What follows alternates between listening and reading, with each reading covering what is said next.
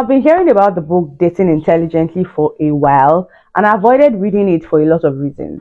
Actually, not a lot of reasons, just because I wasn't ready to read it, and I just didn't want to read it. I was just avoiding it until I couldn't avoid it anymore. So late last year, while getting my read list for the year ready, or at least for the first quarter, I decided that it was about time. Well, based on some other things, and I'm just like, it's about time. So it was my first read of the year. It was my read for January. This year I decided to read at least one book every month, and Dating Intelligently was my book for January. So I thought to come here and share some of the lessons I learned. The good thing about the book is it's very practical. It didn't feel like a book even while reading it. I enjoyed reading it. It was, even the language, it felt like I was listening to uh Laju Iren speak, Pastor Laju Iren, right? It felt like I was listening to her speak, and it was so good. It was so good. So if you've not read it, I have links in the description box.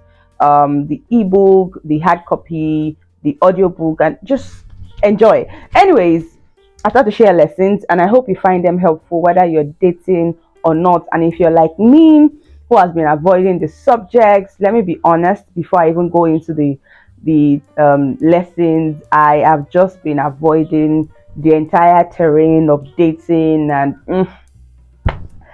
yeah, more on that later. So the first lesson actually focuses on you as the person, and it's about your values and knowing your values, because if you don't even know what are core for you, you won't know when you see someone that aligns with it. I don't know if that makes sense, right? If you don't know what your values are, what your non-negotiables are, what your core are, what your majors are, what your minors are, what you can bend or not bend on, when you meet someone or see someone, you won't even know where to fit them in, or what shelf to place them in, because you don't even know yourself.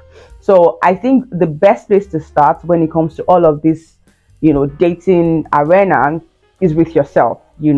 I think I've said this on this channel before, like, be so schooled in yourself, know yourself so well, literally have a master's degree in yourself. If there's anything higher than that, get it about yourself. Of course, it's a continuum, it's a journey. You continue to know yourself, but try as much as you can to know yourself, know your values, so that when you see someone who fits into that, you can recognize it, right? So the second one would be to be intentional. I know that some of these things will sound to you like a broken record, like you've heard them so many times, but there's power in repetition, and there's power in paying attention to something, right? So to the second point, it's to be intentional, right?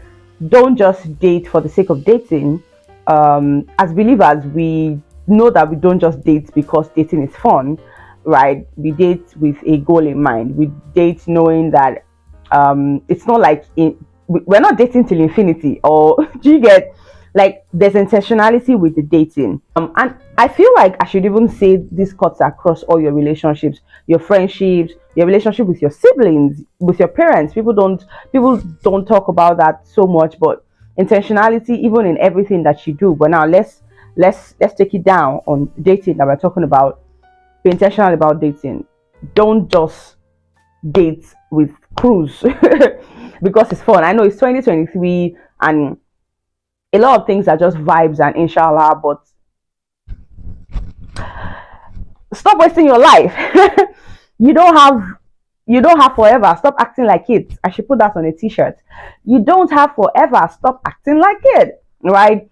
And especially when you've decided to actually date and get married, please be intentional. I know there are people who are not interested in getting married, and they are not the people I came to talk to today. Okay, so I have my note here. The third one is to build a foundation. I'll probably lose count of the numbers, but yeah, build a strong foundation. And I'm sure you've heard this so many times about marry your friend, this. Yes, but I'm just going to say that a dating relationship should be built on friendship, according to the book, of course. Should be built on friendship, and the little that I know. Friendship, trust, respect, good values, right? Remember, point one, good values. And I feel like there should be some level of, it's not even I feel like, if can two work together except they agree, right? There should be a level of synergy in whatever you're doing. So the foundation should be properly laid, knowing that this is someone I can walk the journey of life with, knowing that this is someone I can go on, and I feel like the most important foundation of all these foundations is, praying about it, right? Praying about the person, praying about your relationships, praying about if this is worth your time or not in the first place. Yeah, and that's not to say that there are relationships that people prayed about and still did not, go well for human factors, because God is constant. We are the ones that used to, the word that came to my head, I don't want to say it. We're the ones that used to go off and on. Anyways, so yes, the foundation is core. Foundation of values, foundation of trust, of respect, of friendships, right? Don't date your enemy, don't date someone you don't know. I understand that dating is a period to get to know your beloved, as Laju Iren used in the book. At the same time, you should have some knowledge about this person and know if this journey is even journeying. If this journey is journeying, I sound very Gen Z right now. Next, she talked about communication, and I feel like as you're hearing these things, you should just try to relate them to your relationships, maybe with your friends if you're not dating, and if you're dating, just try to just relate them. Oh, am I doing this well? Where can I do better? Because for me, it's all about practical steps and practicality of whatever it is, and I think that's why I like the book, because it's pretty practical, right? So communication, and I would say effective communication, clear communication. Do you know that in dating, relationship, and all these things, you're going to actually, most of what you're going to do is talking or communicating through whatever means. So if you cannot effectively communicate with this person, if you cannot effectively communicate with the person you're dating or you plan to date, there's no point for me, Sha. And I feel it should be for everyone, right?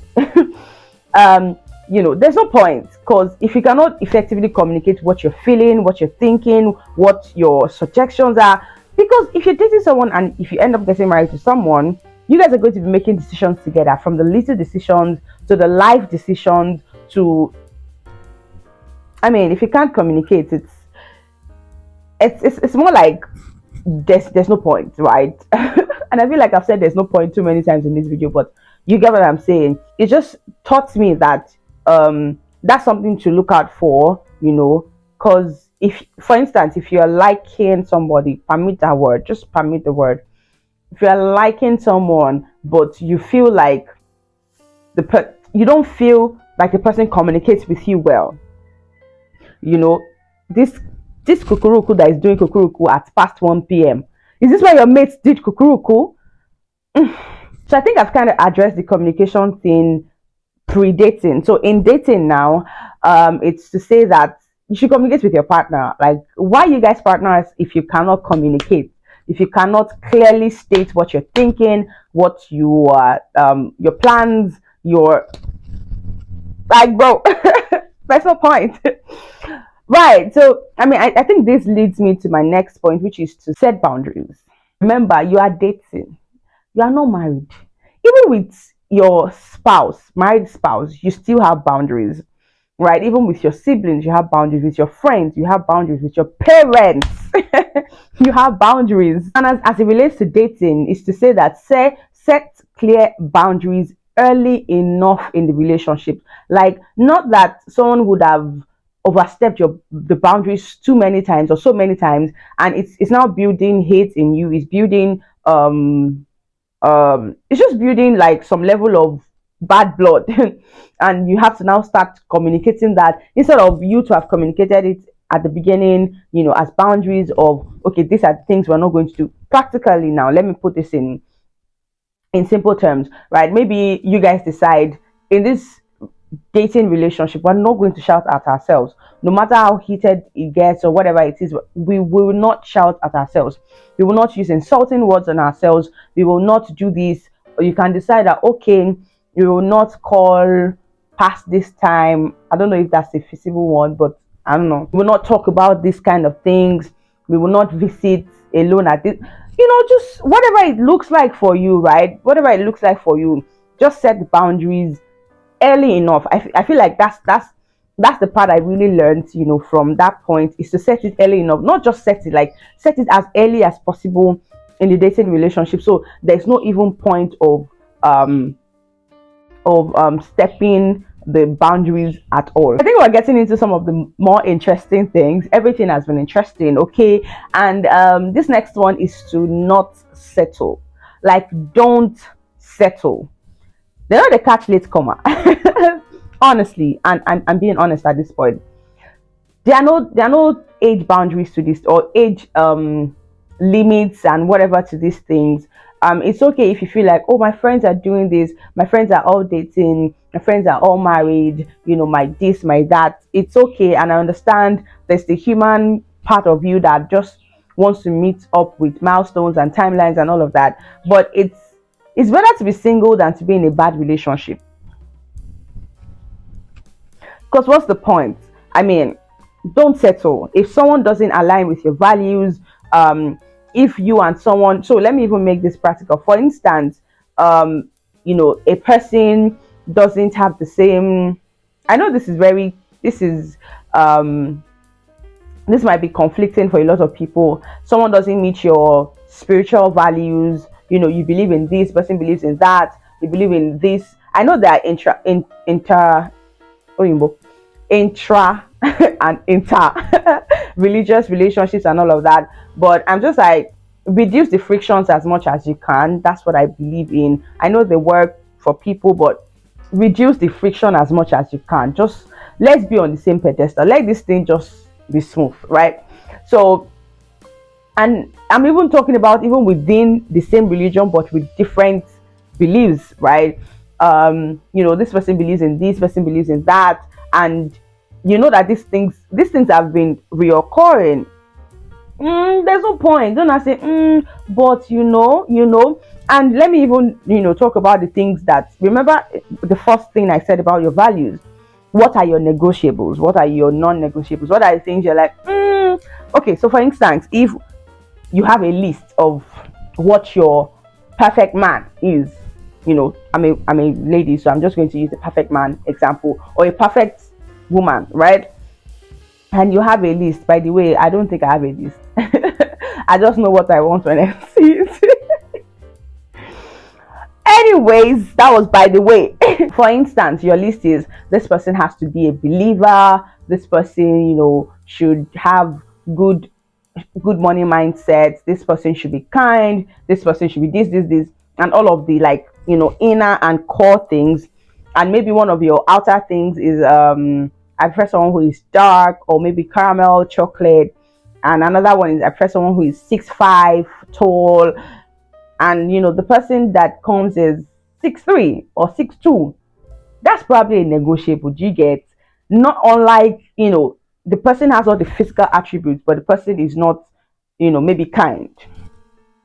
Do you get? Like, don't major the minor and don't minor the major. I think that's something I'll just chip in. Just know your negotiables and know the things you cannot move for anybody and you cannot do without. And yeah, I think that just settles the don't settle point. So this next one is not exactly like a dating, advice, but it's an advice that would help you as a person and in your dating relationship. It's just to be open-minded, to be open to new experiences, new adventure, new things, new people. You cannot say you're open to a relationship and you're hostile, or you are unkind, or you are just not the best of humans, right? You have to do your own part of it. And yeah, so be open-minded. As much as you have your spec and your list, still be open to get to know people, see people, and just know what's in it for you. Just be open-minded, and I think that makes the point. The next point is to take your time, right? I've said this before, they know the catch late comer. Like, it's better to take your time and get it right, possibly at your first time. And this is not to say that people that didn't get it right did not take their time. I'm just saying, but take your time. It's better to go in at your own time. I won't even say late, because who said it was late? It's just better to go in at your own time than to rush in and rush out. Does that make sense? And come out of it hurt, broken, past, broke, traumatized. And that's when you come out and start hating on one gender. Don't do it. Don't do that. Anyways, generally, just take your time. Okay, don't be oppressed, and don't be pressured by all the all the hand holding pictures on Instagram or TikTok, all the paper, and I told my boyfriend to choose this, I told my girlfriend to choose that. All those things are beautiful. When you watch them, blush, smile, like, you don't feel like liking, scroll past, nobody will beat you, and all of that. It's fine than to now say by force, by fire, this first quarter of this year, there was this joke we were making, I think it was last year, like, by God's grace, I'll be in a relationship by Monday, Pata Tuesday, Okweju Wednesday, Riri Thursday, just all of that, as much as it was a joke, let it not be your reality, right? Let it not be that you're pressuring yourself, or you're like, man must come, or let me just pick one of the women around me. Make sense. Make it make sense. Do you get? Just take your time, and that goes to every other thing you're doing. Whether growing as in your career, growing in your business, take your time. And there's a thin line between taking your time and just being stagnant. There's a very thin line, but I trust you have wisdom to know the difference. To learn from your mistakes. Good. So a couple of us, or some people have been into relationships that did not go well, or they just figured out that, oh no, this person is not for me, or I'm just not for this person, and let's go our separate ways peacefully. Mostly are not peaceful. Let's be honest. Most breakups are not peaceful. So due to some technical issues here and there, I'm going to finish this video with a voiceover. And on learning from your mistakes, it goes to say that you're not perfect. Whatever rough patch you had in your last relationship or previous relationships, learn from them and move on. Don't be stuck in that past. Your partner is also not perfect. You're not perfect. And the goal is to want to do better in your next relationship and be a better person. Not that you are stuck in the past, or that you just can't move on from it. And the last point would be to have fun. Remember, it's dating. It should be fun, and just enjoy the process of getting to know someone new. And I would like to say, don't take it seriously, as much as it's serious, but don't tight it around your chest. Of course, you're not joking with someone else's life or someone else, and all of that is serious, but it should be fun. The moment you start to feel like, oh, this is exhausting, this is work, maybe you should not even be with that person in the first place. And on that note, we've come to the end of this video. Don't forget to subscribe, smash the like button if you've not done that, and let me know what you learned from the book, if you've read it or not. And yes, the links are in the description box. And on that note, I'll see you next time. Bye. I'ma take you for a ride.